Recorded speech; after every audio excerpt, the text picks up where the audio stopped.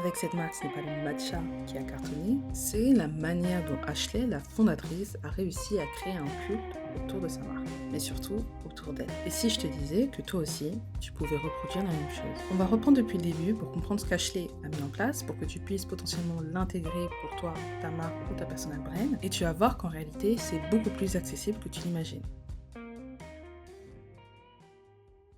Ashley, elle commence sur YouTube il y a maintenant 7 ans. Si on retourne en arrière, 7 ans, c'était il n'y a pas si longtemps, c'était en 2018. En 2018, on savait très bien que YouTube pouvait nous permettre d'atteindre certains niveaux, de nous permettre de changer de vie. Et donc, à ce moment-là, quand elle se lance, bien que, on va le voir après, elle fait quelque chose d'assez classique, ça permet déjà de changer de vie. Et en 2018, on pouvait déjà entendre de c'est trop tard pour se lancer.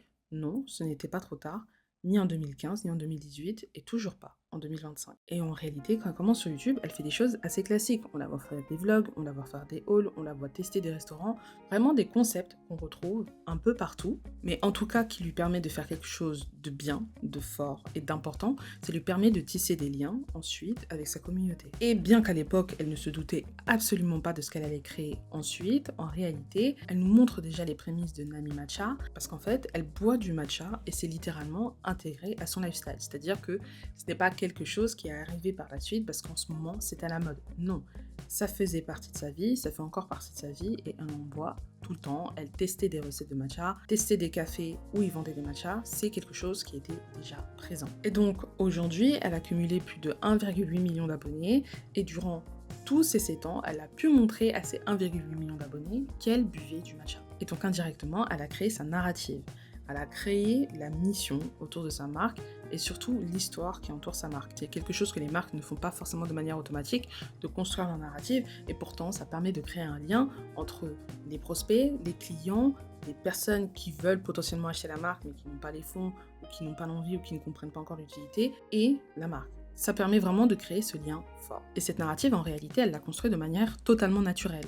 Et donc, en montrant le fait qu'elle consomme du matcha, en montrant sa vie, son lifestyle, son groupe d'amis, son copain, sa famille, peu importe, elle a construit sa marque personnelle, son personal branding avec le matcha à l'intérieur. Et donc, elle a construit une communauté avant même de construire sa marque, ce qui fait que quand sa marque finit par arriver, Nami Matcha, ce n'est pas uniquement son matcha qu'elle vend, mais une partie de sa vie, une partie de sa brand, une partie de sa personal brand. Et qu'on soit clair, bien qu'avoir une très grosse audience, ça aide forcément au démarrage d'une marque, ce n'est pas quelque chose qui suffit. Ça peut-être tu l'as déjà vu, notamment via cette influenceuse qui a vendu que 32 t-shirts de sa marque alors qu'elle avait plus de 2 millions d'abonnés sur Instagram. Et donc, comme chaque lancement, il faut préparer, il faut chauffer son audience. Et donc ici, elle la chauffe avec les behind the scenes, de la création de son entreprise. Elle montre tous les coulisses de ce qui se passe, de ce qui se fait, de pourquoi elle le fait, etc. Il y a une newsletter aussi. Via sa newsletter, elle va aussi montrer les coulisses de sa marque. Elle fait du teasing, que ça soit sur Instagram, sur YouTube, sur TikTok. Enfin bref, elle bombarde sa communauté de l'arrivée de sa marque Nami Matcha. Et du coup, elle chauffe sa communauté et elle les prépare à ce qui arrive. Et donc, la communauté vit le lancement, vit la création de l'entreprise avec elle. Et au final, ce n'est pas que sa réussite personnelle, c'est aussi la réussite de toute la communauté parce que indirectement, ils ont aussi participé à la création de cette entreprise. Et en fait, tout ça, ça devient une expérience qui est collective. Mais surtout, c'est une stratégie qui a l'air naturelle et organique. On n'a pas l'impression que c'est travaillé, on n'a pas l'impression que ça nous est poussé et qu'on nous pousse à la vente. Non, elle nous partage juste les behind the scenes, ce qu'elle fait, pourquoi elle le fait. Elle nous raconte son histoire, donc là du storytelling, et nous on a envie d'acheter, mais en réalité, c'est une stratégie. Donc le but, c'est que ça soit un lancement qui ait l'air le plus naturel possible, et qu'est-ce que ça donne comme résultat?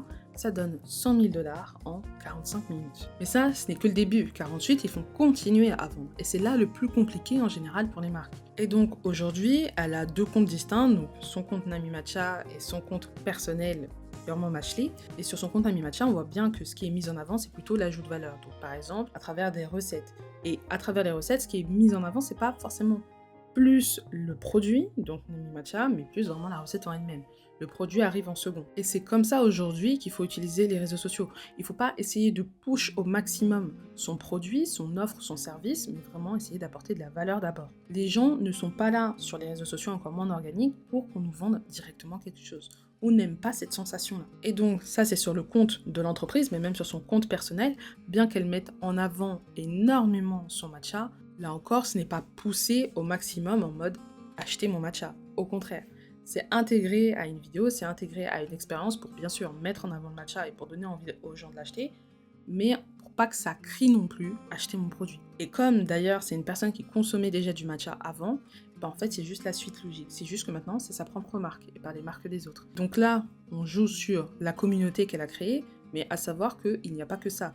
Bien qu'on peut tabler sur une communauté qu'on crée, elle va aussi activer des communautés déjà existantes. Ici, on peut penser aux communautés qui sont axées clean girl esthétique, pilates, les matcha lovers, bref, il n'y a pas que la communauté qu'elle crée, il y a aussi les communautés déjà existantes. Et au final, elle crée un écosystème où chaque contenu nourrit l'univers Nami Matcha. Et ça, en tablant sur sa communauté, mais aussi en tablant sur des communautés déjà existantes. Et d'ailleurs, on le voit avec l'esthétique de Nami Matcha. Cette esthétique qui peut toucher, comme j'ai dit, les clean girls, les matcha lovers, les fans de pilates, etc.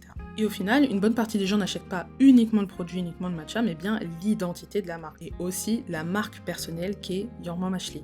On achète Your Mom Ashley, on achète son lifestyle, on achète son groupe de potes, ou encore son mec. Il y a un sentiment d'appartenance qui est hyper fort et qui est aussi basé sur son image. C'est tout le principe. Et d'ailleurs, si on doit parler de communauté, il y a aussi autre chose qui a été activée et dont on parle très très peu en France parce que c'est pas encore hyper utilisé, c'est Reddit. Parce que Your Mom Ashley, elle a un subreddit qui lui est dédié. Et même dans ce subreddit, les gens parlent de son matcha. Alors après, c'est en bien, en mal, peu importe, mais ça crée la discussion. Et donc là aussi, s'il y a des gens qui font partie de sa communauté et qui aiment son matcha, ils vont se transformer en super fans ici pour la défendre. Et donc du coup, ça va agrandir ce sentiment d'appartenance. Et aussi, on va la voir faire des collaborations avec d'autres créateurs, comme par exemple Abdullah, qui est très tendance actuellement sur TikTok, et qui va du coup aussi insuffler sa communauté à lui à acheter le matcha. Et donc pareil, un transfert de communauté. À chaque fois, comme tu peux le voir, c'est juste des communautés, des communautés, des communautés. Que ça soit la sienne ou les communautés sur lesquelles elle va aller t'appeler. Une communauté bien chauffée, ça facilite la conversion. Et surtout, si le produit est bien, ça les fait tout simplement venir. Et ça transforme la communauté